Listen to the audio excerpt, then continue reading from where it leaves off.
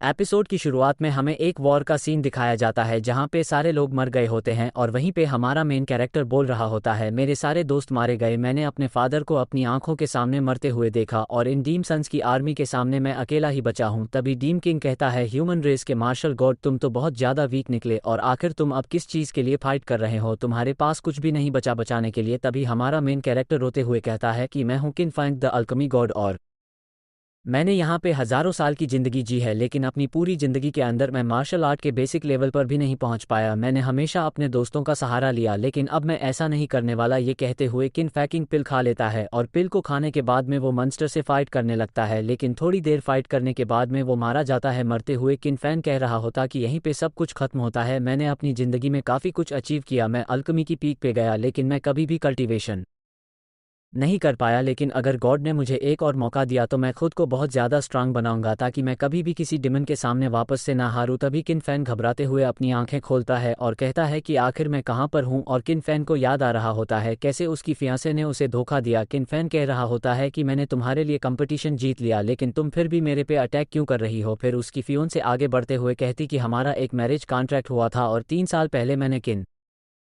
Family से रिश्ता जो अड़ था, लेकिन तब से मैंने काफ़ी आग्रह किया। अब मैं 3 सबसे बड़े सेक्ट में से एक ही डिसाइल हूँ और अब तुम्हारे जैसा लूजर मेरे लिए बिल्कुल ही वर्दी नहीं है। ये सब सोचते हुए किन फैन कल्टीवेशन कर रहा होता है और वो बता रहा होता है कि मेरी पिछली लाइफ के अंदर जो मेरी मार्शल कल्टीवेशन थी वो बिल्कुल ही बेकार थी और कोई भी ऑप्शन ना होने की वजह से मैंने अल्केमी को चुना। हालांकि जो मेरी अल्केमी थी वो एकदम पीक पर पहुंची, लेकिन जो मेरी मार्शल आर्ट्स थी वो बिल्कुल ही बेसिक रह गई। और अगर मेरी अल्केमी इतनी स्ट्रांग होती तो कभी भी कोई मॉन्स्टर हम पे अटैक नहीं कर पाता और हमारा क्लान कभी भी बर्बाद नहीं हुआ होता। और लगता है इस जेट नेकलेस की वजह से मुझे टाइम में पीछे आने का मौका मिला है और इस लाइफ के अंदर उस कैलेमिटी से बचने के लिए चाहे मुझे एलकम करनी पड़े या मार्शल आर्ट, मैं सब कुछ करूंगा और मैं अपने किसी भी दुश्मन को बिल्कुल भी नहीं छोड़ने वाला। तभी किन फैन के पास में उसका सर्वेंट सन की आता है और वो कह रहा होता है कि यंग मास्टर, हमारे मेडिसिन गार्डन के अंदर लिन फैमिली के एल्डेस्ट सन लिन लैंग घुस गए हैं। फिर किन फैन लिन लैंग के बारे में बताते हुए कहता है कि वो उसकी फियांसे का भाई है। पास्ट लाइफ के अंदर लिन लैंग ने किन फैंग को बहुत ज़्यादा परेशान किया था ताकि वो उसका मेडिसिन गार्डन को ले सके। फिर किन फैंग बोलता, ठीक है सकी, मुझे उसके पास लेके चलो। सीन चेंज होता है, हमें मेडिसिन गार्डन का सीन दिखाया जाता है। हम देखते हैं लिन लैंग को जो कि कह रहा होता है, कमीने किन फैंग, मेरी सिस्टर 3 सबसे बड़े सेक्ट में से एक मून पैलेस के डिसाइल बन चुकी है। अगर तुम अभी भी हमें मेडिसिन गार्डन वापस नहीं करते हो तो हम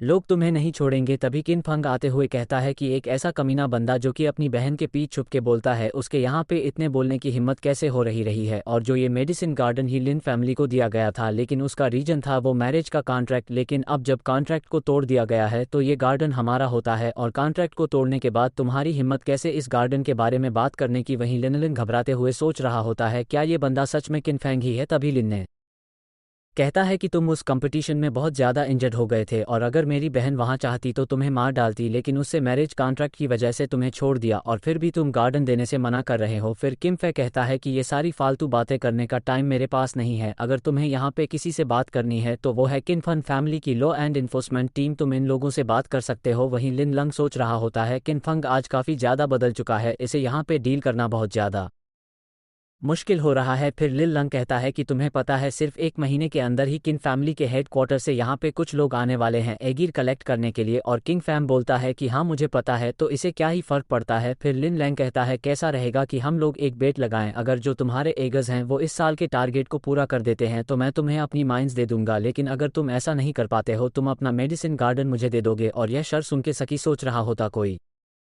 बेवकूफ़ ही होगा जो उस बेकार सी माइन के लिए हमारे मेडिसिन गार्डन को बेड पे लगाएगा। और किनफे बोला, ठीक है मैं ये बात मानता हूँ, लेकिन इसके लिए हमें एक कॉन्ट्रैक्ट साइन करना होगा। फिर किंग फैंग और लेलना का कॉन्ट्रैक्ट साइन करते हैं और लेलन वहाँ से हंसते हुए चला जाता है और जाते हुए कह रहा होता है कि भगवान इस बेवकूफ़ को बचाए। वहीं शैंकी भी कह रहा होता है कि मुझे लगा था जो हमारे यंग मास्टर हैं वो बड़े हो चुके हैं, लेकिन मैं गलत सोच रहा था, हमारे यंग मास्टर अभी भी एक बच्चे ही हैं। और किंग फैंग हंसते हुए कह रहा होता है कि एक हज़ारों साल का बच्चा, इन बेचारपे को यहाँ पे बिल्कुल भी नहीं पता कि यहाँ पे क्या होने वाला है। सीन चेंज होता है, हम देखते हैं किंचन बटा कल्टीवेशन कर रहा होता है। तभी वो अपने मुंह से खून खा सकता है। फिर किंचन कहता है कि मैंने की एंड ब्लड के फर्स्ट लेल को क्लियर कर लिया है और क्योंकि मैं शन ट्रांसफॉर्मेशन आर्ट को यूज़ कर रहा हूँ, इसी वजह से मुझे ब्लड लॉस से कोई प्रॉब्लम नहीं हो रही। फिर कहानी सुनाने वाला हमें वॉरियर्स के 6 रियल के बारे में बताता है। सबसे पहला रियल एम होता है कि एंड ब्लड रिलम, दूसरा रियल एम होता है टेम्पिंग स्टेट, तीसरा लेवल होता है ग्रैंड मास्टर रिलम और उससे ऊपर होता है वॉइड रिलम, फिर आता है वर्चुअल गॉड रिलम और सबसे ज़्यादा पावरफुल होता है गॉड डिस्ट्रॉइंग रिलम। और ये 6 के 6 रिलम 9 लेवल में डिवाइडेड है। और मेरी पिछली लाइफ के अंदर मेरी फियांसे ने मेरे पे एक स्नीक अटैक कर दिया था, इसी वजह से मैं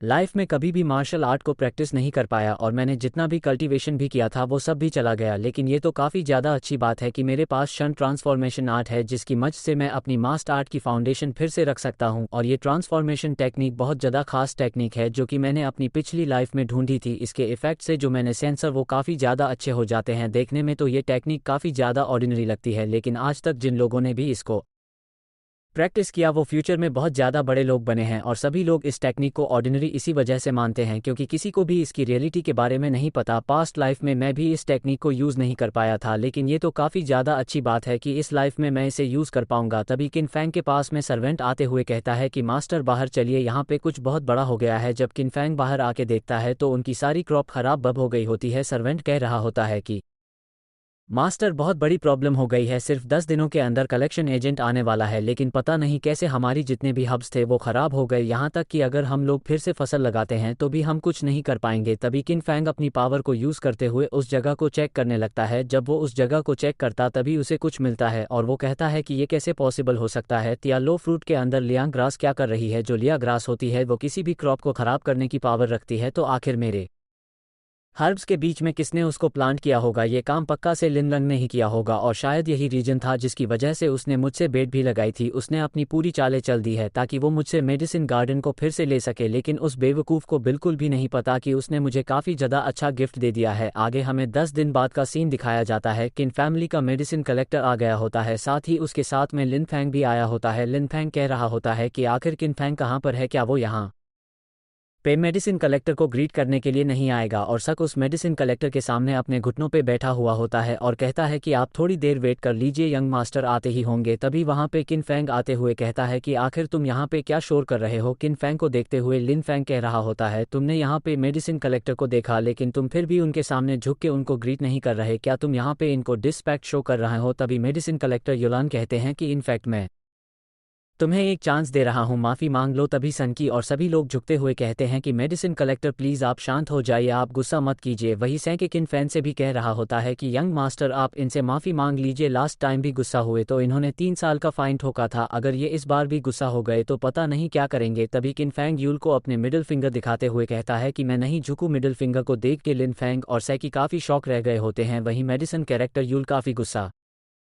हो गए होते हैं और किन फैंग कह रहा होता है कि तुम सिर्फ एक पार्ट टाइम वर्कर हो, बस तुम यहाँ पे अपनी पावर को यूज़ करते मुझे फ़ाइन ठोक सकते हो और फ़ाइन ठोक के तुम मेरा क्या ही बिगाड़ लोगे। वही युलान काफ़ी गुस्सा हो गया होता है और कह रहा होता है तुम बाद में बातें करना, पहले मैं चल के इस साल की हर्ब्स दिखाओ। और किन फैंग कहता है कि जितना हमने वादा किया था उतने हर्ब्स रेडी हैं। तभी यूल हंसते हुए कहता है कि पिछले साल चीज़ें काफ़ी चेंज हो चुकी है, इस साल जो हर्ब्स का कलेक्शन है वो डबल हो चुका है, इसी से तुम्हें डबल हब देने होंगे। फिर यूल अपनी तलवार निकालते हुए कहता है कि अगर तुम ऐसा नहीं कर पाते हो तो मरने के लिए तैयार हो जाओ। वही संकी सोच रहा होता कि ये कमीना हम पे जागती कर रहा है और यहाँ पे हम लोग सिर्फ मेडिसिन गार्डन ही नहीं हारने वाले, लगता है जो हमारे यंग मास्टर है वो भी मरने वाले हैं। वही लिन फैंग सोच रहा होता है कि मुझे पहले से ही पता था कि यहाँ पे यलांग आने वाला है, इसी वजह से मैंने पहले यलांग को अपनी साइड में कर लिया था और किन फैंग को तो पता भी नहीं है कि इसके और मेरे बीच में मेडिसिन गार्डन को लेके 50-50 पर की डील हुई है। साथ ही मैंने इस कमीने के मेडिसिन गार्डन को भी खराब कर दिया था, ये पक्का से इसको रिकवर तो नहीं कर पाया होगा और ये सिर्फ अपनी गार्डन ही नहीं अपनी जान भी खोएगा। तभी किन फैंग कहता है कि तुम्हें डबल चाहिए ना, मेरे साथ चलो। फिर क्रॉप्स को देखते हुए लिन फैंग बोलता है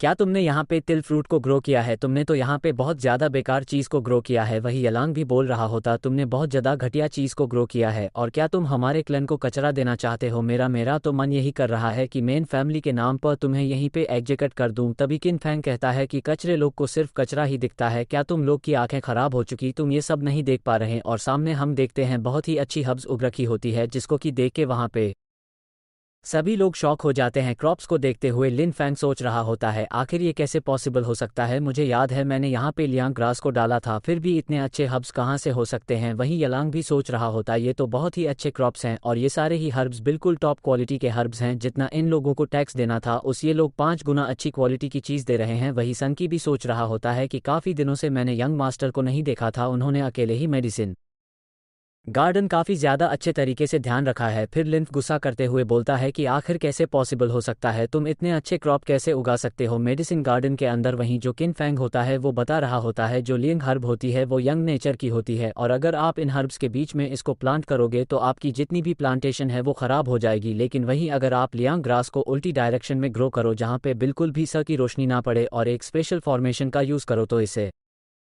जितनी भी हर्ब्स होती है वो काफ़ी जल्दी ग्रो करती है। फिर किनफैक आगे बढ़ते हुए बोलता है लिनफैक तुम ये मत सोचो कि मैंने क्या किया और क्या नहीं, लेकिन तुम यहाँ पर पक्का से हारने वाले हो और तुम अपनी माइंड मुझे देने के लिए तैयार हो जाओ। तभी लिनफैक हंसते हुए बोलता है अगर मैं तुम्हें अपनी माइंड ना भी दूँ तो इसे क्या ही फर्क पड़ेगा, तुम मेरा कुछ भी नहीं बिगाड़ सकते। तभी किनफो उस एग्रीमेंट को बाहर निकाल लेता है और कहता है कि अगर तुम वो माइंड मुझे नहीं दोगे तो ज़िंदगी भर के लिए तुम्हें जेल जाना पड़ेगा और तुम्हारी फैमिली के पास बहुत सारे बड़े बड़े चार्जेस भी लगेंगे। वही ली इनफैक्ट सोच रहा होता मैंने बहुत ही बड़ी गलती कर दी इस कॉन्ट्रैक्ट को साइन करके। फिर लिन फैंग बोलता है कि ब्रदर यलांग मेरी हेल्प करिए। यलांग कहता है कि बेट तो आपने लगाई थी, मेरा इससे कोई मतलब नहीं है, तो इस मैटर के अंदर मुझे मत घसीट। फिर लिन फैंग को अपनी माइंड देनी ही पड़ती है। सीन चेंज होता है, हम देखते हैं किन फैंग को जो कि माइंड में आया होता है और वो कह रहा होता है ये जगह सच में काफ़ी ज़्यादा शानदार है। फिर सकी कहता है कि यंग मास्टर आप काफ़ी ज़्यादा होशियार हो चुके हैं, वरना आप कभी भी उस मेडिसिन गार्डन को यूज़ करते हुए ये माइंड नहीं जीत पाते और उस टाइम हम सभी लोगों को लगा था कि आपने बहुत बड़ी बेवकूफ़ी कर दी है। लेकिन क्या आप मुझे बता सकते हैं कि आपने उतने अच्छे मेडिसिन गार्डन को इतने बेकार माइंड के चैलेंज पर क्यों लगा दिया? क्या यहाँ पे कोई बहुत ज़्यादा अच्छी चीज़ छुपी हुई है? तभी किनफर्म बोलता है कि नहीं, यहाँ पे कुछ भी नहीं है, मुझे तो बस उस कंपनी को सबक सिखाना था, इसी वजह से मैंने बेट लगाई थी। यह बात जान के किनफसी मज़े के लिए बेट लगाई थी। सकी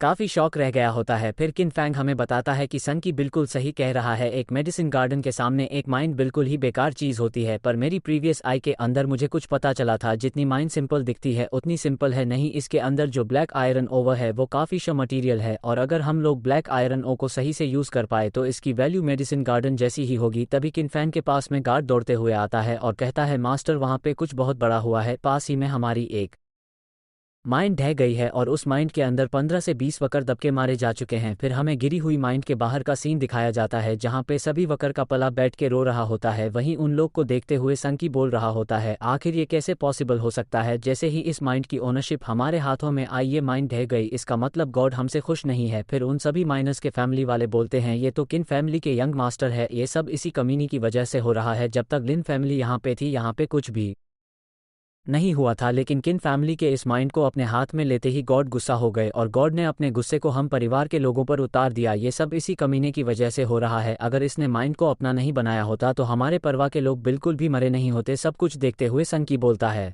कि मास्टर ये जगह काफ़ी डेंजरस हो चुकी है, आपको यहाँ पे और नहीं रुकना चाहिए, आप ऐसे चले जाइए। किन फैंग कहता है कि नहीं मैं यहाँ से नहीं जाऊँगा। साथ ही वो सोच रहा होता है हमारे हाथों में ये माइन आते ही ढह गई, ये कोई कोइंसिडेंस तो नहीं हो सकता, ये किसी की चाल है। फिर किनफर अपनी सिक्स सेंस का यूज़ करते हुए माइन के अंदर देखता है और उसे पता चलता है कि जितने भी लोग अंदर फंसे हुए हैं उनमें से कोई मरा नहीं है, वो सभी लोग से बेहोश हुए हैं और जो माइन है वो अंदर से बिल्कुल ठीक है, बाहर से सिर्फ उसका गेट ढहा है और ये काम पक्का से लिन फैंग ने करवाया होगा। उसने यहाँ पे गेट पे एक्सप्लोजन करवाए होंगे जिसकी वजह से ये माइन ढह गई और उस कमी का प्लान यही है कि वो माइनस के फैमिली के हाथों मेरे को मरवा दे, जिससे कि यहाँ पे मैं भी मर जाऊँ, उसका काम भी हो जाए। फिर इनफ चलाते हुए कहता है कि सभी लोग मेरी बात सुनो, अंदर यहाँ पे जितने भी लोग फंसे हैं वो सभी जिंदा हैं, अगर हम लोग गेट पे लगे हुए सार रॉक्स को हटा दे तो हम उनको बचा सकते हैं और मैं यहाँ पे सभी लोगों को बोलूँगा कि हमको ब्लेम मत कीजिए, प्लीज़ अपने लोगों को बचाने में हेल्प करिए। तभी यहाँ पे सभी लोग रोते हुए बोलते हैं कि तुम क्या फालतू बातें कर रहे हो, यहाँ पे एक पूरी माइंड है गई और तुम कह रहे हो कि अंदर लोग जिंदा बचे होंगे, आखिर तुम मरे हुए लोग के बारे में झूठ कैसे कह सकते हो। और ये सब देख के लिन फैंग हंस रहा होता है और कहता है कि फैंग तो बहुत ही बड़ा बेवकूफ़ है, भले से ही यहाँ पे कुछ भी कर ले पर यह बचने वाला नहीं है। फिर यहाँ पे जितने भी माइनस के फैमिली वाले होते हैं वो किन फैंग को मारने के लिए आगे बढ़ने लगते हैं और सी कह रहा होता है कि माशा आप यहाँ से चले जाइए। वरना ये लोग आपको मार डालेंगे। फिर किन फैंग कहता है किन फैमिली के गार्ड्स, इन लोगों को मत रोको, इन सभी के हाथों में वेपन्स दे दो और ये इनके ऊपर है कि उस वेपन से मुझे मारते हैं या अपने बचे हुए लोगों को बचाने की कोशिश करते हैं। और अगर आप सभी लोग यहाँ पे गिव अप करना है तो आप गिव अप कर सकते हैं, लेकिन मैं अपनी लाइफ पर कसम खा के कहता हूँ कि वो सभी लोग बिल्कुल ठीक हैं। अगर यहाँ पे खुदाई करने के बाद में भी आप लोग को वो सही नहीं मिलते तो मुझे मार डालना। मुझे मारने के बावजूद मैं आपको कुछ नहीं कहूँगा और ना ही मेरी किन फैमिली आप लोगों से बदला लेने के लिए आएगी। लेकिन अभी आप लोगों पे कि आखिर आप लोग मदद करते हैं कि नहीं। फिर वहाँ पे सभी लोग आपस में बात करने लगते हैं कि हमें एक बार बिलीव करना चाहिए। फिर सभी लोग आगे बढ़ते उस माइन को खोदने लगते हैं। वही किन फैंग सकी को बोलता है कि तुम्हें मेरे लिए एक काम करना है। वही संकी सोच रहा होता है कि आखिर यंग मास्टर मुझे ये काम करने के लिए क्यों कह रहे हैं। और उन सभी को माइंड खोते हुए देख के लिन फैंग कह रहा होता है इसे और अच्छे से खोदो, अगर तुम्हें उन साई वकस की बॉडी मिल भी जाती है तो भी तुम कुछ नहीं कर पाओगे, क्योंकि मैंने उन सभी लोगों को मारने के लिए अंदर एक पॉइजन गैस डाली है जिससे कि उन लोग के लिए बचना काफ़ी ज़्यादा मुश्किल हो जाएगा। और किन्फो तुमने इन लोगों के सामने बहुत बड़ी बड़ी बातें कर दी है, अब तो तुम बिल्कुल भी नहीं बचने वाले। जैसे ही सभी लोग अपने लोगों को मरा हुआ देखेंगे तुम्हें भी मार डालेंगे। खोदते खोदते फाइनली वो लोग गेट को खोद देते हैं। फिर वो सभी लोग देखते हैं कि अंदर जितने ही वकस होते हैं वो मरे हुए पड़े होते हैं और वो लोग रोते हुए कहते हैं कि आपने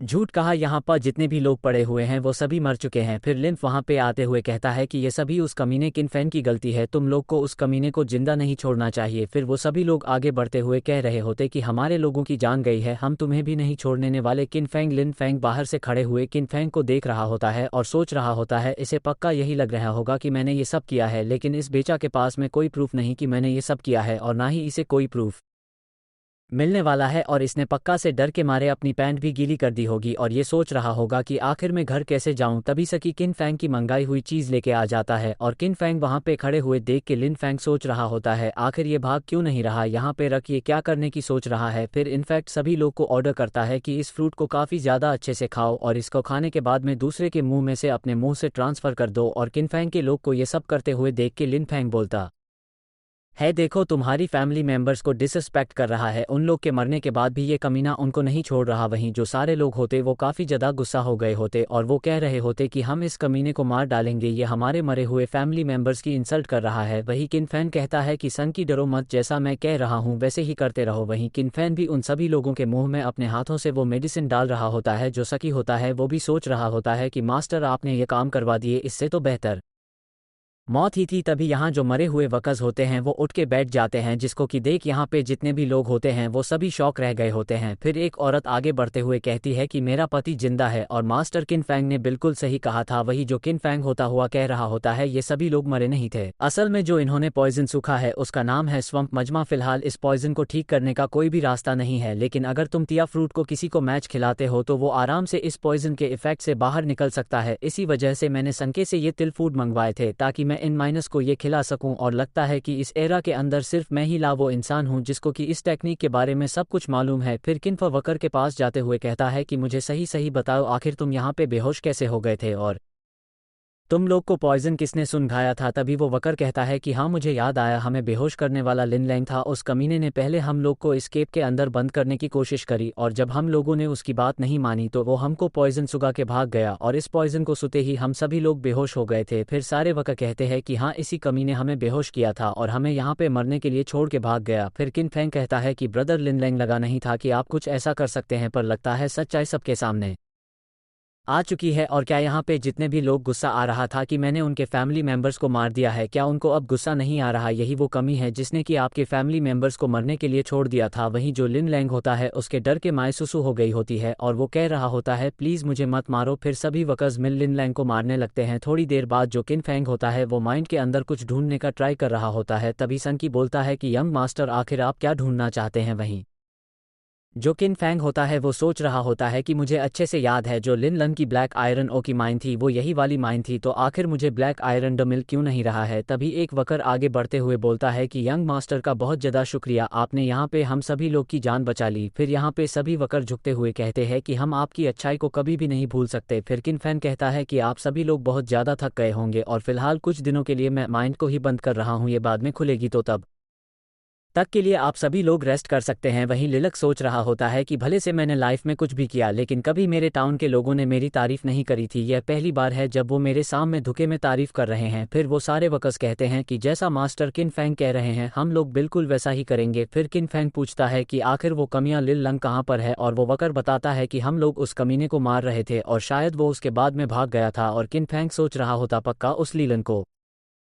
पता होगा कि आखिर यहाँ पे ब्लैक आयरन की माइन कहाँ पर है, लेकिन वो कभी ना मुझे ये बताने से पहले यहाँ से भाग गया। फिर सकी वहाँ पे आता है और कहता है कि मास्टर यहाँ पे सब कुछ शांत हो चुका है, अब हम सभी लोगों को घर चलना चाहिए। फिर किन फिंग संकी से कहता है क्या तुम्हें पासी के टाउन के लोन शार्क्स के बारे में पता है, और सी कहता है कि हाँ मैं उनको जानता हूँ। वो सभी लोन शार्क काफ़ी ज़्यादा खतरनाक लोग हैं। उन लोगों से पैसा उधार लेना और उनका पैसा वापस करना दोनों ही बहुत ज़्यादा मुश्किल है, और अगर आप गलती से भी उनका पैसा वापस नहीं कर पाते हो तो वो आपकी हालत ख़राब कर देंगे और आपके टांगे तोड़ देंगे। और ज़्यादातर लोग उनका पैसा वापस इसी वजह से नहीं कर पाते क्योंकि जो उनका इंटरेस्ट रेट है वो बहुत ज़्यादा हाई है। सिर्फ कुछ बेवकूफ़ ही होते हैं जो कि उनसे पैसा उधार लेते हैं। लेकिन मास्टर आप मुझे उनके बारे में क्यों पूछ रहे हैं, कहीं आप उनसे पैसा लेने की तो नहीं सोच रहे ना। तभी किफ बोलता है कि मैं सोच नहीं रहा, मैं ऑलरेडी ले चुका हूँ। मैंने उन सभी लोगों से 500 गोल्ड का उधार लिया है। संकी बोलता है मास्टर मजाक कर रहे हैं ना, और किन्फर बोलता है मैं बिल्कुल सीरियस हूँ। फिर सकी परेशान होते हुए बोलता है कि एक आम इंसान 20 गोल्ड पर साला खर्च कर पाता है और यहाँ पे आपने 500 गोल्ड का उधार लिया है। तभी किन फैंग बोलता है कि अगर मैं ऐसा नहीं करता तो आखिर मैं मेडिसिन गार्डन को इतना ज़्यादा अच्छा कैसे करता। फिर सी कहता है कि मेडिसिन गार्डन से हम साल के 100 गोल्ड कमा पाते हैं, आपने उस गार्डन के पीछे 500 गोल्ड का उधार ले लिया है, आखिर हम इसे पेबैक कैसे करेंगे। वही जो किन फैंग होता है वो सोच रहा होता है कि मैंने आयरन माइन के लिए सब कुछ किया है तो जो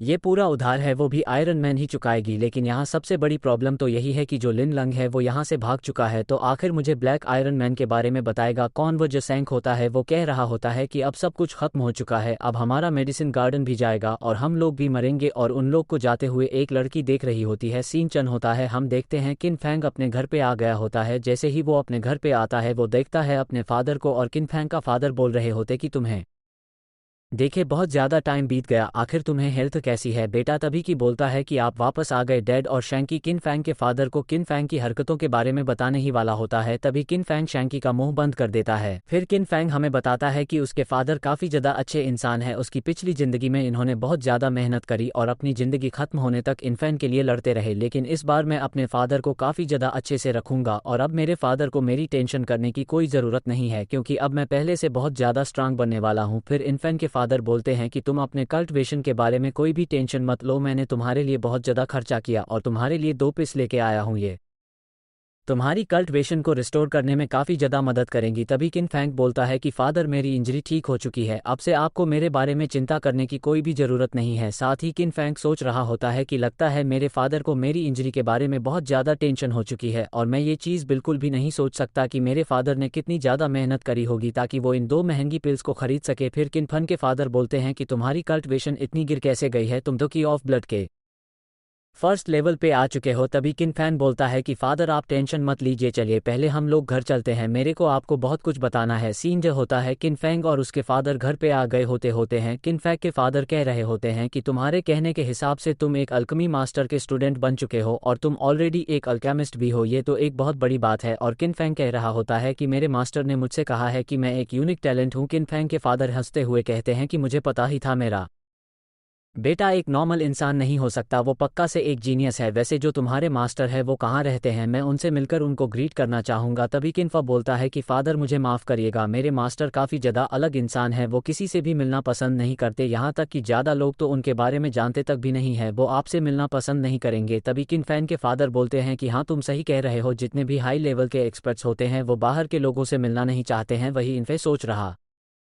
होता है कि मुझे मेरे पापा से झूठ कहना पड़ रहा है, लेकिन आखिर मैं कर भी क्या सकता हूँ। अगर मैं उनको ये भी बता दूं कि मैं फ्यूचर से आया हूँ तो वो मेरी बात को नहीं मानेंगे, इसलिए उनको ये कहना कि मेरा एक अल्केमी मास्टर है ये काफ़ी ज़्यादा अच्छा रहेगा और इससे हम टेंशन भी नहीं लेंगे। फिर किन फैन के फादर कहता है कि मुझे फिर से बाहर जाना पड़ेगा, लेकिन इस बार मेरे पास तुम्हारे लिए कुछ है। अगर फ्यूचर में मैं तुम्हारे साथ में ना हूँ और अगर तुम्हें कोई भी ऐसी प्रॉब्लम आए इसको तुम खुद से सॉल्व ना कर पाओ, तुम इसको यूज़ कर सकते हो। ये हमारी किन फैमिली का बैटल ऑर्डर है। और बैटल ऑर्डर को देखते हुए किन फैंग सोच रहा होता है कि मेरे फादर मुझे ते जरूरी चीज़ दे रहे हैं, मेरी फादर मेरी बहुत ज़्यादा वैल्यू करते हैं। फिर किन फैन के फादर जाते हुए कहते हैं कि मैं बहुत दिनों बाद लौटने वाला हूँ और हमारी जो फैमिली है मैं तुम्हारे परस छोड़ के आ रहा हूँ बेटा, तो इसका काफ़ी ज़्यादा अच्छे से ध्यान रखना। तभी किन फैंग कहता है कि फादर आप टेंशन मत लीजिए, मैं इसका काफ़ी ज़्यादा अच्छे से ध्यान रखूंगा। साथ ही किन फैंग सोच रहा होता है कि मेरे फादर ने मुझे किन फैमिली का बैटर ऑर्डर दिया है और ये देख के मेरे फादर ने शो किया है कि वो मुझे कितना ज़्यादा पसंद करते हैं और मेरे ऊपर किए गए इस भरोसे को मैं कभी भी टूटने नहीं दूंगा, मैं अपने फाद का सिर कभी भी नहीं झुकने दूंगा। आगे अगले दिन संकी कह रहा होता है यंग मास्टर काफ़ी देर से कोई हमारा दरवाज़ा पीट रहा है, कहीं वो लोन शार्क तो नहीं। वहीं जो किनफैंग होता है वो काफ़ी घबरा गया होता है और कहता है कि संकी मेरी बात सुनो, हमारी फैम के जितने भी गार्ड से उन सभी लोग को बुला के लेके आ जाओ और कह दो कि वो लोग दरवाजे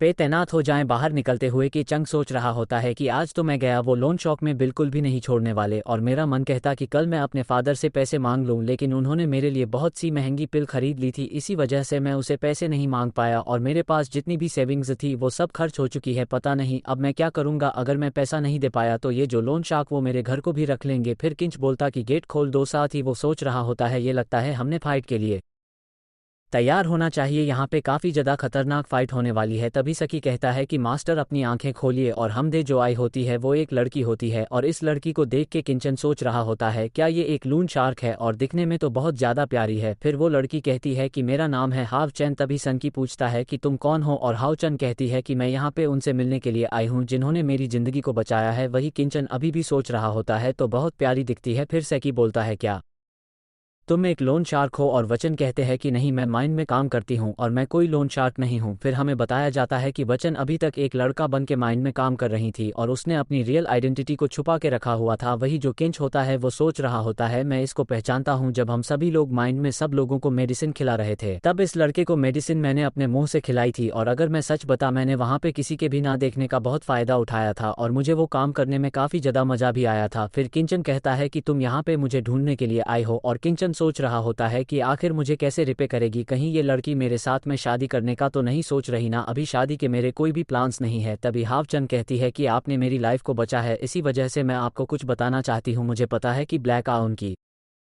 माइंड कहाँ पर है। तभी किंचन बोलता है कि तुम्हें ब्लैक माइंड के बारे में कैसे पता है, क्या तुम उस टाइम बेहोश नहीं हो गई थी और आखिर तुम्हें कैसे पता चला कि मुझे ब्लैक माइंड चाहिए। तभी वो लड़की कहती है कि मैं हाथों हाथ बेहोश नहीं हुई थी और ऐसा इसी वजह से क्योंकि मेरे पास एक डिटॉक्सिफिकेशन पिल थी जिसका यूज़ करते मैं थोड़ी देर तक जाग पाई थी और उसी वो मैंने लिन लंग के मुंह से इस ब्लैक आन माइंड के बारे में सुना था। तभी किंचन वचन का हाथ पकड़ते हुए बोलता है कि ब्लैक माइंड को छोड़ो, तुमने कहा कि तुमने खुद से बनाई हुई एक पिल ली थी, इसका मतलब तो यही है कि तुमने खुद से अल्कमी सीखी है। और वचन कहती है कि हाँ मैंने थोड़ी बहुत अल्कमी सीखी है किताबें पढ़ के। वहीं जो किंच होता वो सोच रहा होता है इसने सिर्फ किताबें पढ़ के अल्कमी सीख ली और अगर मैं इसका टीचर बन जाता तो ये काफ़ी ज़्यादा हाई लेवल के अल्केमिस्ट बन सकती है। फिर किंचन पूछता है क्या तुम एक अल्केमिस्ट बनना चाहोगी। तभी हाउजन कहती है कि मैं काफ़ी जो गरीब हूँ और मुझे मेरे पेरेंट्स को सपोर्ट करना है, अगर मैं यहाँ पे काम नहीं करती हूँ तो मेरे पेरेंट्स को सपोर्ट कौन करेगा। तभी किंचन कहता है कि अपने पेरेंट्स की टेंशन मत लो, तुम्हारे पेरेंट्स को मैं संभाल लूंगा और वैसे मैं तुम्हें बताऊं कि मैं काफ़ी ज़्यादा अच्छा अल्केमिस्ट हूं, मैं तुम्हें अल्कमी के बारे में बहुत सारी चीज़ें सिखा सकता हूं, बस तुम यहाँ पे मुझे ये बताओ कि तुम मुझे फॉलो करने के लिए तैयार हो या नहीं। ये सब बोलते हुए किंचन सोच रहा होता है कि मेरी पिछली लाइफ के अंदर मैं काफ़ी परेशान हो चुका था क्योंकि अल्कीमी का गॉड होने की वजह से मुझे दिन भर पिल रिफाइन करनी पड़ती थी और ये भी एक बहुत बड़ा रीजन था जिसकी वजह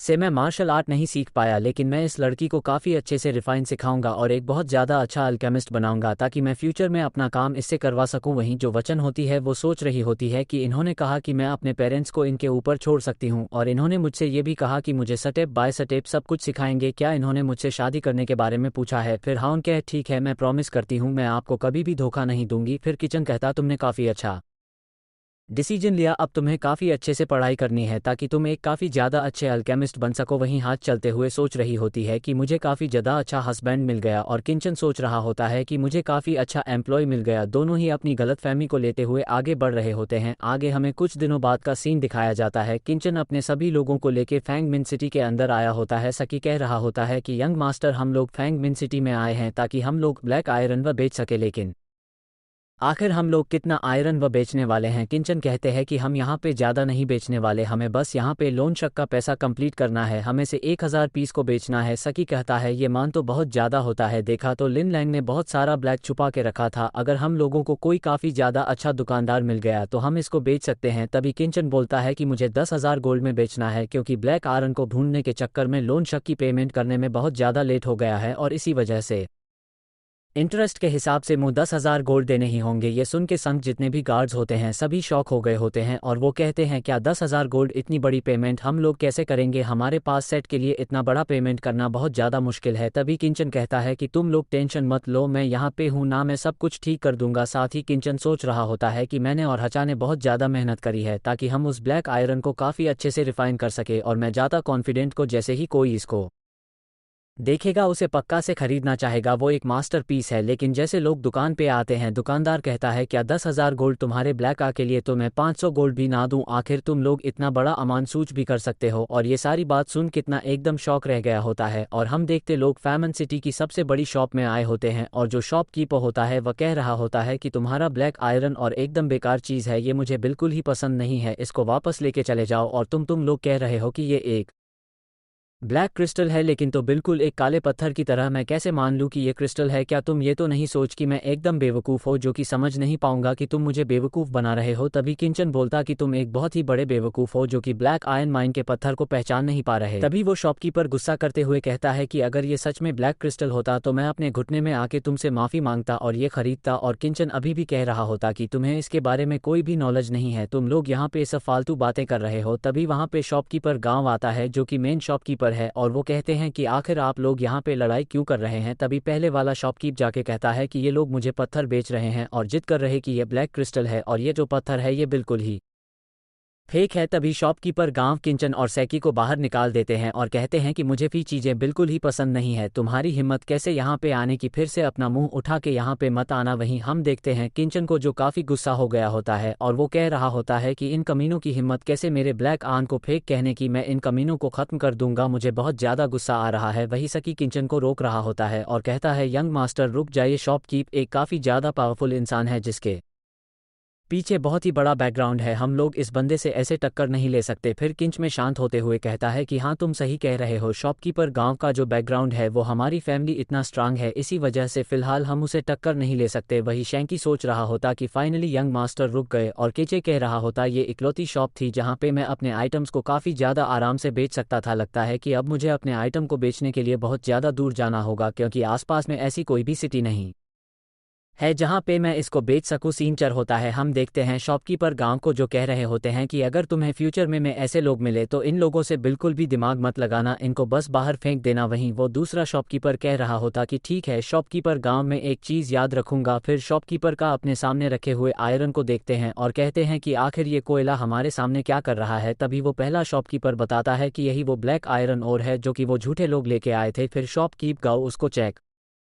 करने लगते हैं और कहते हैं कि चलो चेक करते हैं कि असली है या नहीं। और पहला शॉपकीप कह रहा होता है ये बिल्कुल ही नकली है, एक नॉर्मल ब्लैक किश बहुत ज़्यादा क्लियर होता है और वो कमीना मुझे इतने बेकार से 100 गोल्ड की बेचना चाहता था, मैंने अच्छा कि ना उसको भगा के। फिर जैसे ही शॉपकीपर का उस पता को थोड़ा सा पूछते हैं वो चमकने लगता है और जो पहले वाला शॉपकीपर होता है वो कहता है कि मैंने कहा था ना कि फेक है, देखिए पत्थर कितना जो चमक रहा है, कोई पत्थर चमकता नहीं है। तभी शॉपकीप गा उस पहले वाले बंदे को एक मुक्का मार देते हैं और कहते हैं कि तुम एक बहुत ही बड़े बेवकूफ़ हो। तभी वो पहला शॉपकीपर बोलता है कि मास्टर आप क्या कर रहे हैं? शॉपकीपर गाँव कहता है कि तुमने एक बहुत ही बड़ी बेवकूफ़ी कर दी है तुम्हारी, वैसे मैंने किसी बहुत ही बड़े इंसान को ऑफेंड कर दिया, मैं तो बस यही होप कर रहा हूँ कि ज़्यादा गुस्सा ना हुए हो और हमें अपने सारे आइटम बेच दे। सीन चल होता है, हम देखते हैं किन चैंग को जो कि अपने लोगों को ले कहीं और जा रहा होता है। तभी सी कहता है कि मास्टर ये हमारी ही गलती है, हमने अपने आयरन को बहुत ज़्यादा महंगा बता दिया था, अगर हम ऐसी ही पाइस घूमेंगे तो हमसे कोई भी नहीं खरीदेगा। और जो बाकी गाज होते वो भी कह रहे होते कि हाँ सकी बिल्कुल सही कह रहा है, ये जो पाइस था वो बहुत ज़्यादा हाई है। वही जो किंच होता है वो कहता है कि हाँ तुम सही कह रहे हो, लगता है मैंने इसे काफ़ी ज़्यादा अच्छे से रिफाइन कर दिया, इसीलिए तो कोई इसे पहचान ही नहीं पा रहा। तभी उनकी तरफ शॉपकीपर गाँव दौड़ते हुए आने लगते हैं और कहते हैं ग्रेट मास्टर 2 सेकंड के लिए रुक जाइए, मैं यहाँ पे आपके सारे ब्लैक आयरन खरीदने के लिए आया हूँ। तभी किंच बोलता है क्या तुम यहाँ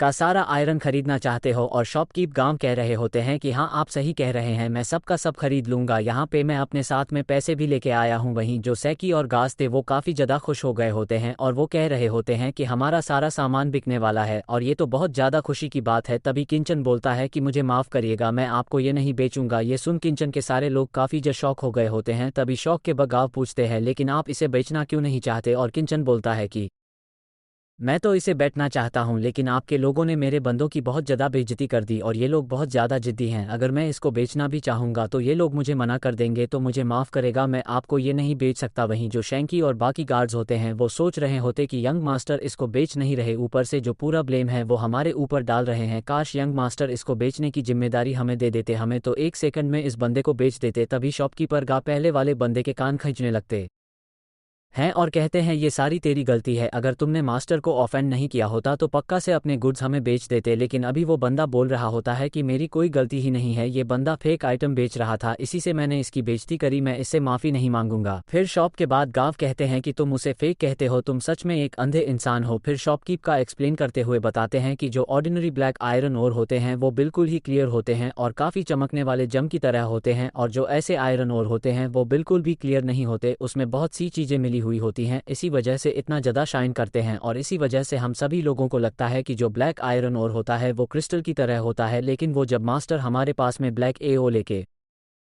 आए तो वो बहुत ज़्यादा काला था और वो क्रिस्टल अपनी रियलिटी ऐसे नहीं दिखाता, लेकिन जब आप उसके अंदर अपनी स्पिरिचुअल एनर्जी को डालते हैं तो वो अपनी रियल पावर को शो करता है। और इसके क्षण को देखते हूँ मैं ये बात बोल सकता हूँ कि ये वर्ल्ड का बेस्ट आयरन ओर है, शायद से किसी के पास में इतना अच्छा आयरन ओर होगा। ये बात जाने कि ये वर्ल्ड का बेस्ट आयरन ओर है, सभी लोग काफ़ी शौक रह गए होते हैं। वहीं जो शॉपकीपर गा होते हैं वो सोच रहे होते हैं कि इसकी जो रिफाइनिशिव ही बड़ा मास्टर छुपा हुआ है। वहीं जो कंचन होता है वो सोच रहा होता है इनका शौक होना तो बनता ही है, क्योंकि जिस टेक्निक से मैंने ब्लैक आन को किया है वो 100 साल बाद में बनेगी। फिर किंचन कहता है कि शॉपकीपर गा आपको मुझसे माफ़ी मांगने की कोई ज़रूरत नहीं है, बस आप अपने साइड वाले बंदे से कहिए कि अपने घुटनों पे आके माफ़ी मांग ले, मेरे लिए बस इतना ही काफ़ी रहेगा, और अगर आप ऐसा नहीं कर सकते तो मैं यहाँ से जा रहा हूँ। तभी शॉप गा अपने पास वाले बंदे को मुक्का मारते हुए कहते कि मैंने तुमसे कहा ना झुकने के लिए, तो आखिर तुम झुक क्यों नहीं रहे। वहीं वह पहले वाला बंदा बोल रहा होता कि मुझे माफ़ कर दो, मैं गलत था। फिर शॉपकीपर गाव कहते कि अब तो इस कमीनी को सदा मिल गई ना, और क्या माफ़ी के तौर पे आप हम 0-0 गोल्ड के अंदर सारे आइटम दे देंगे। फिर किंच बोला ठीक है, मैं आप थोड़ा सा लॉस सह लेता हूँ, मैं सारे आइटम आप ही को बेच देता हूँ। और शॉपकीपर गाव कहते हैं कि मेरे लिए तो सोचने के लिए शुक्रिया। वही संकी और बाकी सारे बंदे सोच रहे होते हैं क्या ये 0-0 गोल्ड के अंदर बिक गया, और मास्टर कह रहे हैं कि ये लॉस फील हो रहा है और आखिर यहाँ पे क्या हो रहा है हम तीनों को बिल्कुल समझ में नहीं आ रहा। यंग मास्टर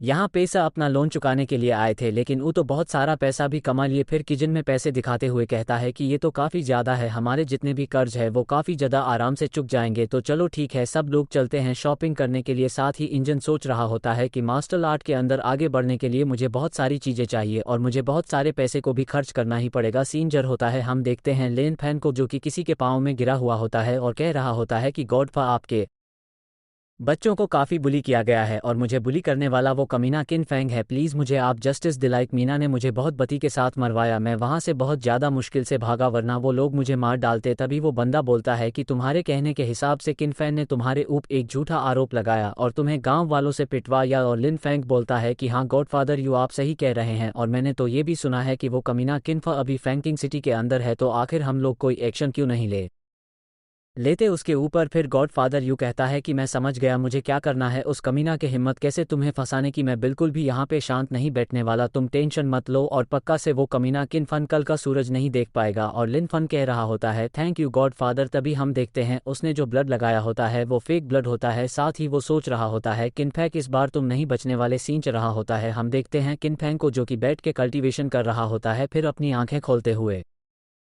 किन फैंग कहता है कि तो काफ़ी ज़्यादा अच्छी बात है, फादर के दी हुई बिल की वजह से मैं की एंड ब्लड के लेवल 5 पे पहुंच चुका हूं, और ये तो काफ़ी अच्छी बात है कि मैं स्ट्रांग बन रहा हूं, जितना ज़्यादा मैं स्ट्रांग बनूंगा मैं उतनी चीज़ों को बदल सकता हूं। तभी किन फैंग को फील होता है कि बाहर से कुछ लोग उसे देख रहे हैं और अपनी 6 गन का यूज़ करते हुए वो बाहर देखता है तो उसे पता चलता है कि बाहर 2 एसिनस है जो कि उसको मारने के लिए यहाँ पर आए हैं। किन फन कहते हैं कि मेरे घर पर रात को मेहमान आए हैं, आखिर में मेहमानों को ऐसे ही कैसे छोड़ सकता हूँ, और अभी मैंने लेवल अप भी किया, तो ये तो काफ़ी ज़्यादा अच्छी बात है। मैं ये चीज़ भी देख लूँ कि मेरी कल्टिवेशन कितनी बड़ी है। वहीं जब बाहर एसिनस होते हैं, वह कह रहे होते हैं कि बंदा आराम से खड़ा है, हमें चल के इसको मार डालना चाहिए। तभी किनम गेट खोलते हुए कहता है कि आखिर तुम लोग मुझसे क्या लेने के लिए आए हो, और वो एसिनस कह रहे होते कि तुम्हें कैसे पता चला कि हम लोग बाहर है। तभी किनफम बोलता है कि जैसे तुम लोग आए थे उसी वे में पता चल गया था कि तुम लोग यहाँ पर हो। फिर किनफे कहता है कि मुझे माफ़ करना, मैं तुम्हें बहुत बुत से मारने वाला हूँ, ऐसा इसी वजह से क्योंकि मेरे पास कोई भी नहीं है प्रैक्टिस करने के लिए। तभी उनमें से एक एसन बोलता है कि तुम सिर्फ 5th लेवल पर हो और तुम कह रहे हो कि तुम हमारे साथ में प्रैक्टिस करना चाहते हो। सच में तुम में काफ़ी ज़्यादा अजीब इंसान हो। नॉर्मल जब कोई हमें देखता है वो वहाँ से भागने लगता है, लेकिन तुम वो पहले बंदे हो जो कि हमें देख के हमारे पास में आया है। किंचन कहता है कि बातें करना बंद करते और फाइट करते हैं, और मुझे तो बहुत ज़्यादा मज़ा आ रहा है। ये मेरी लाइफ की पहली फाइट होने वाली है। साथ ही किजन सोच रहा होता कि मैं बहुत टाइम हो फाइट किए हुए, लास्ट लाइफ के अंदर भी अल्कमी की वजह से मैं कभी फाइट नहीं कर पाया, तो चलो देखते हैं कि आखिर मेरी प्रैक्टिस से मुझे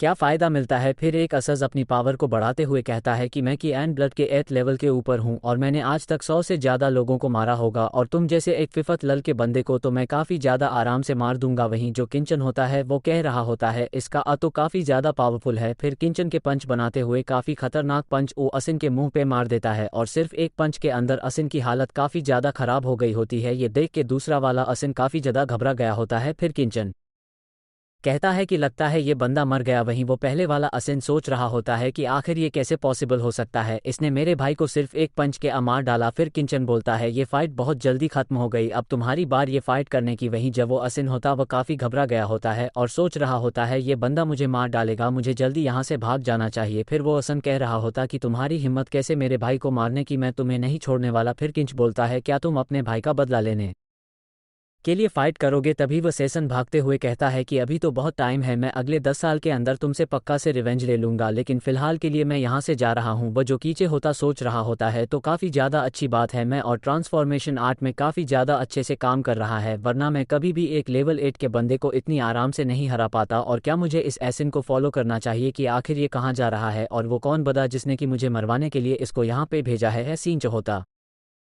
मैं फैंगमिन सिटी के सिटी लॉर्ड का मेंशन दिखाया जाता है। वही जो किंचन होता है वो भी सोच रहा होता है कि वो ऐसे यहाँ पर आया फिर गायब हो गया, लगता है इन सब चीज़ों के पर जो भी मास्टरमाइंड है वो यहीं पे रहता है और कहीं आसपास ही होगा। तभी किंचन के पीछे से वसन आ जाता है और कहता है कि वो लोग बहुत ज़्यादा कमी नहीं निकले, उन लोगों ने मुझे मार डाला। वहीं जो किंचन होता है वो सोच रहा होता है कि इसके मास्टर ने इसे ही मार डाला, लगता है कि इसके मास्टर चाहता है कि इसकी रियलिटी सामने ना आए। तभी हम देखते बहुत सारे बंदे मशाल लेके आने लगते हैं और कहते हैं जल्दी चोर को पकड़ो, वो यहाँ से भागने ना पाए। वही जो किंचन होता है वो सोच रहा होता, लगता है मैं ट्रैप में फंस गया। हम देख किंचन को बहुत सारे लोगों ने घेर लिया होता है और किंचन सोच रहा होता है ये सभी 8 लेवल के मास्टर्स हैं, मैं यहाँ से बिल्कुल ही बच के नहीं निकल सकता। फिर किंचन के पीछे लैंग फैंग आता है और कहता है कि तुम भूल गए क्या किंचन, तुमने मुझे माइंड में बहुत जार पिटवाया था और अब तुम फैंगमन सिटी के अंदर मेरे ट्रैप में फंस चुके हो, अब तो तुम बिल्कुल भी नहीं बचने वाले। तभी किंचन कहता है कि तुम ही वो कमीने हो जिसने कि मुझे मरवाने के लिए यहाँ पे लोगों को भेजा था। साथ ही किंचन सोच रहा होता कि मुझे पता ही था कि लिन लंग ये काम कर सकता है, इसके अलावा में ज़्यादा दुश्मन अभी है नहीं। फिर लिन लंग कहता है कि जो तुम बोल रहे मुझे बिल्कुल भी समझ में नहीं आ रहा, हम तो बस यहाँ पे इतना ही जानते हैं कि तुमने सिटी लॉर्ड के मिशन में एक बंदे को मार डाला और हमने तुम्हें रंगे हाथों पकड़ा है। वहीं जो किंचन होता है वो सोच रहा होता है ये सिटी लॉर्ड का मेंशन है और जो लॉर्ड ऑफ फैन सिटी है